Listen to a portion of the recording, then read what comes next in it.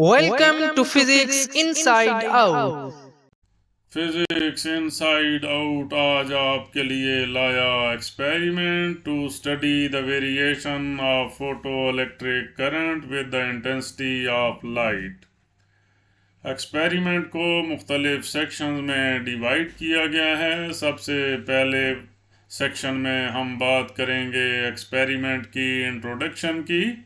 दूसरे सेक्शन में हम आपको ऑपरेटर्स के बारे में बताएंगे। तीसरे सेक्शन में हम ऑपरेटर्स से ऑब्जर्वेशन लेंगे, वहाँ से कैलकुलेशंस करेंगे, ग्राफ बनाएंगे और ग्राफ से रिज़ल्ट अखज़ करेंगे। ये वो ऑपरेटर्स है जो हम इस एक्सपेरिमेंट को परफॉर्म करने के लिए यूज़ करेंगे।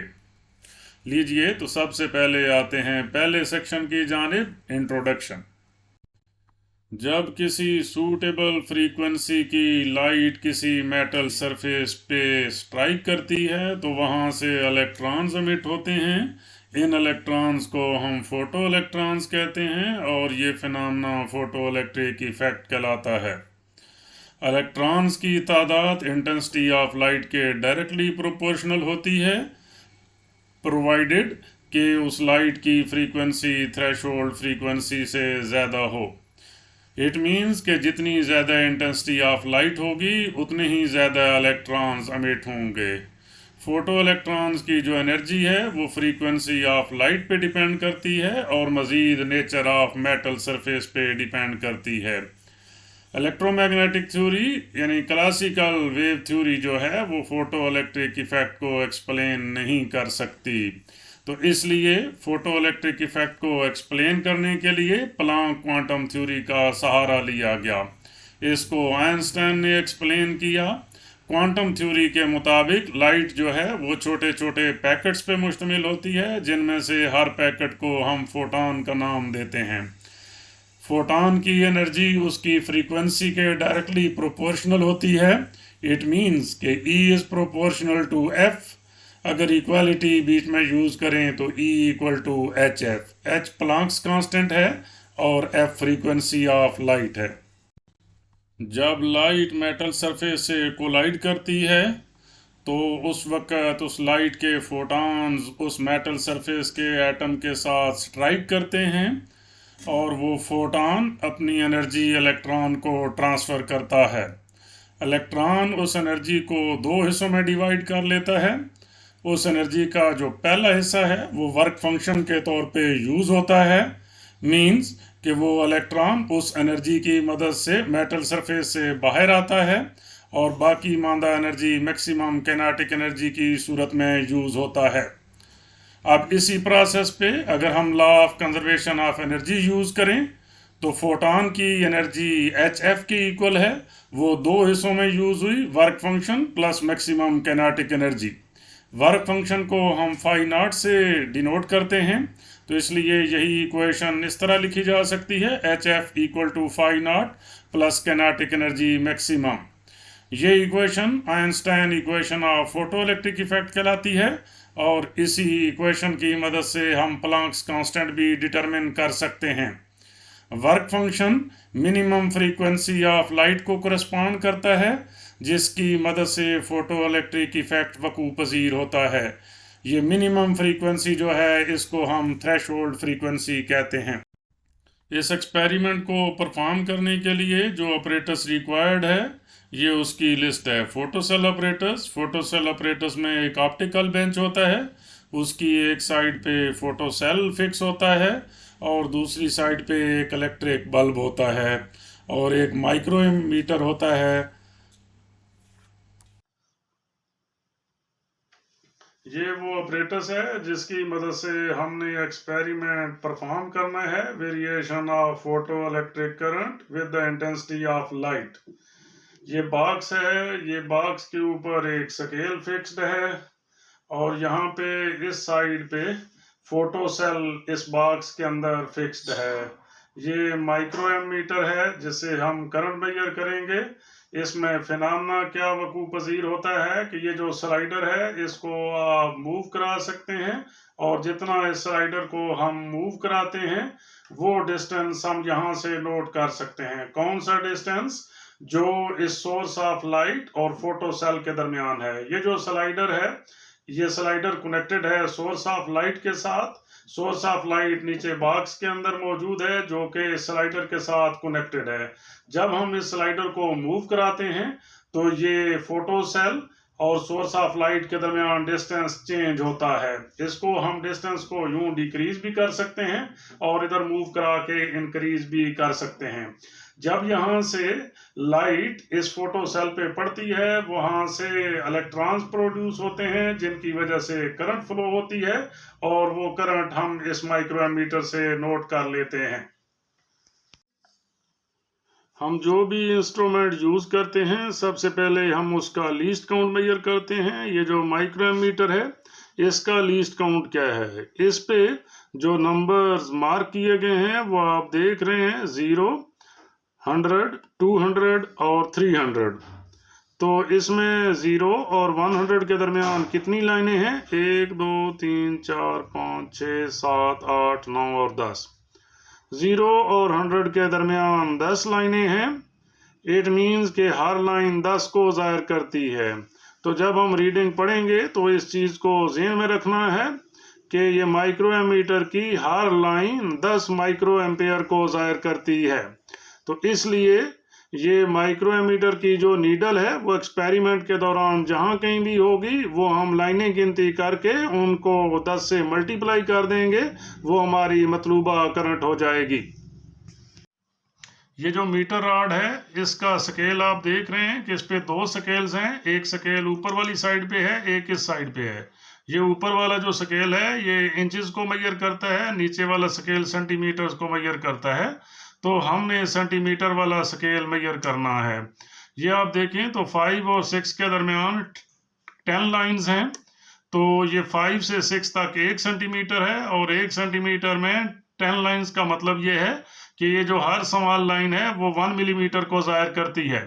अगर यहाँ से हमारे पास रीडिंग हो 6 और आगे 1 हो तो हम इस रीडिंग को लेंगे 6.1 सेंटीमीटर। अगर 6 से आगे 2 लाइनें हैं तो हम उसको कह देंगे 6.2 सेंटीमीटर एंड सो ऑन। इस एक्सपेरिमेंट में जो चीज़ें हमने नोट करनी है उनमें नंबर ऑफ ऑब्जर्वेशन और आगे डिस्टेंस जो कि सेंटीमीटर में हम मेजर करेंगे। ये कौन सा डिस्टेंस होगा? जो कि सोर्स ऑफ लाइट और फोटो सेल के दरमियान है। फिर इसी डिस्टेंस का स्क्वायर करके हमने रेसिप्रोकल कर लेना है और करंट नोट कर लेनी है। तो इसमें हम 5-6 रीडिंग्स लेंगे, हर डिस्टेंस के कोरेस्पॉन्डिंग करंट नोट करेंगे। उसके बाद 1/d² और I के दरमियान ग्राफ प्लॉट करेंगे। वो ग्राफ एक स्ट्रेट लाइन आएगा तो हम कह देंगे कि ये जो इंटेंसिटी ऑफ लाइट की वेरिएशन है वो करंट के प्रोपोर्शनल है। इस एक्सपेरिमेंट में जो इम्पॉर्टेंट बात है वो ये है कि हमने डिस्टेंस को इस तरह चेंज करना है ताकि करंट की कोई एग्जैक्ट वैल्यू आ जाए। चूँकि हमारे पास हर लाइन 10 माइक्रो एम्पेयर को ज़ाहिर करती है तो इसलिए इन 2 लाइंस के दरमियान रीडिंग लेने से अवॉइड करेंगे और डिस्टेंस को इस तरह एडजस्ट करेंगे ताकि करंट की कोई भी एक एग्जैक्ट वैल्यू आ जाए। फॉर एग्जांपल 50 माइक्रो एम्पेयर आ जाए, 60 आ जाए, 70 आ जाए। तो चूँकि हर लाइन 10-10 को ज़ाहिर करती है इसलिए हम 50 और 60 के दरमियान रीडिंग लेने की कोशिश नहीं करेंगे, क्योंकि वो रीडिंग यहाँ से एग्जैक्टली नोट नहीं की जा सकती।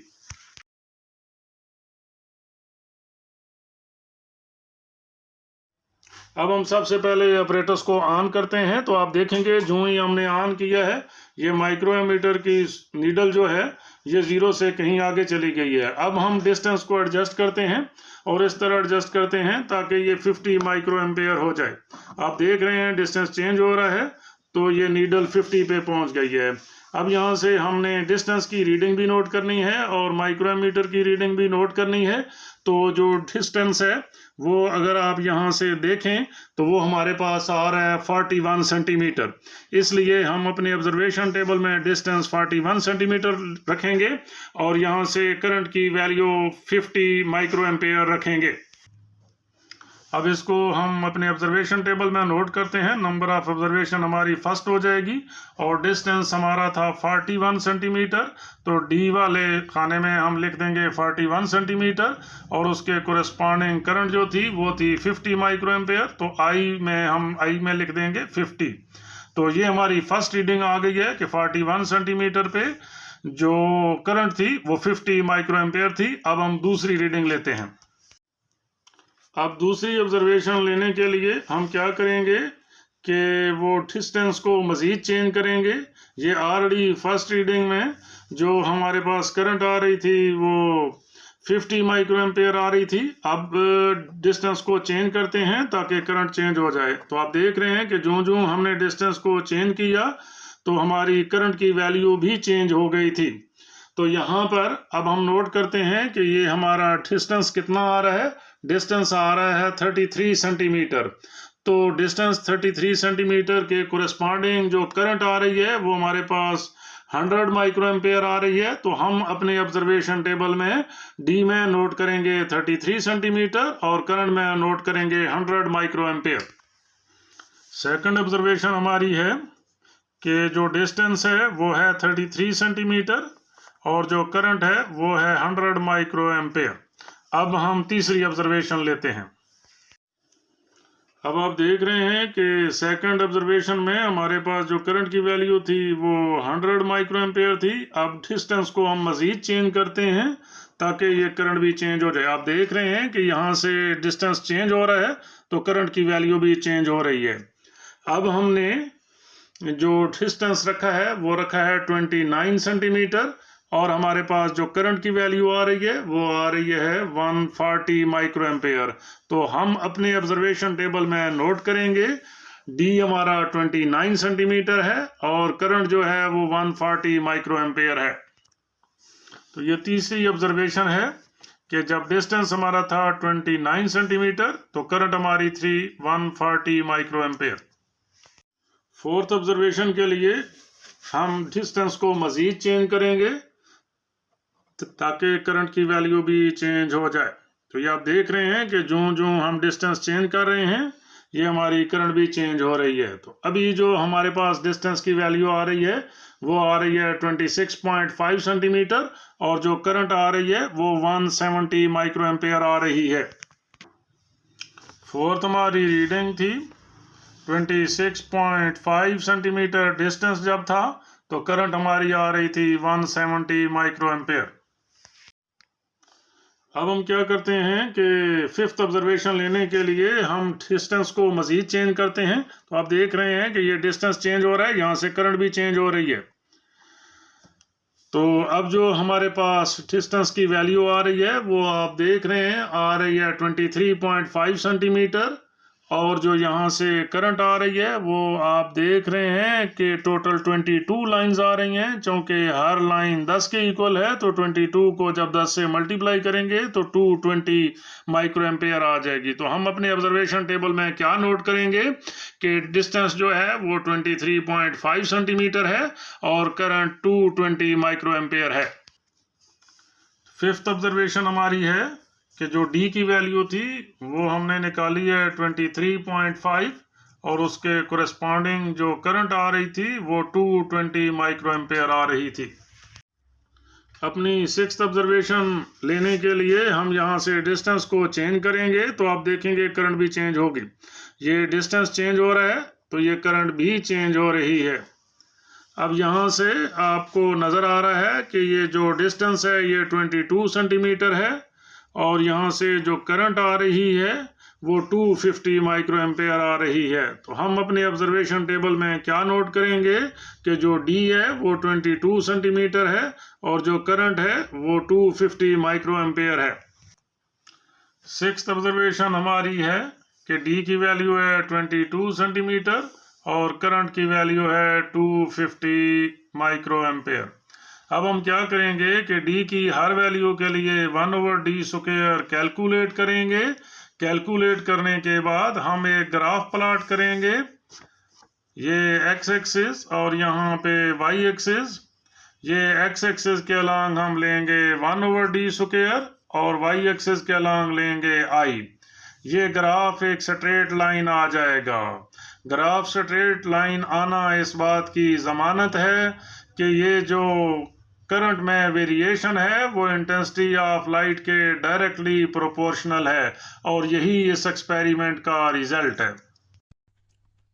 सबसे पहले हमने ज़ीरो एरर ऑफ माइक्रोमीटर लिखना है, क्योंकि हमारी एमीटर की नीडल ज़ीरो पर ही थी, इसलिए उसमें कोई ज़ीरो एरर नहीं था, तो उसको हमने नील लिख दिया। अब उसमें आपने देखा था कि हमने distance of lamp from photocell और उसके कोरेस्पॉन्डिंग करंट नोट की थी। तो जब डिस्टेंस था 41 सेंटीमीटर उस वक़्त करंट थी 50 माइक्रो एम्पेयर। जब डिस्टेंस था 33 सेंटीमीटर उस वक़्त हमारी करंट थी 100 micro ampere, and so on.